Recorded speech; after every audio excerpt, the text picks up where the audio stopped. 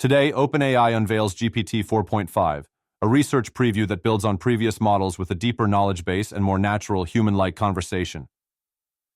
Trained on Microsoft Azure supercomputers, this model scales up unsupervised learning, which has helped reduce its hallucination rate from nearly 62% down to around 37%, while boosting creative insights for tasks like writing and coding. On the technical side, GPT-4.5 exhibits impressive performance gains.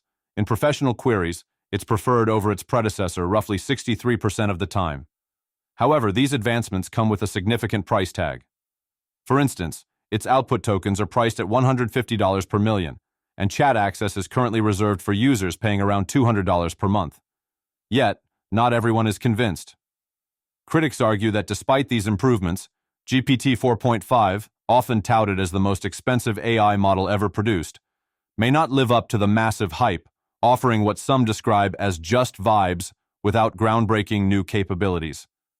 In summary, GPT 4.5 marks an important technical step forward in AI, though opinions remain divided on its cost-effectiveness and overall impact. Stay tuned as we continue to monitor how this model shapes the future of conversational AI.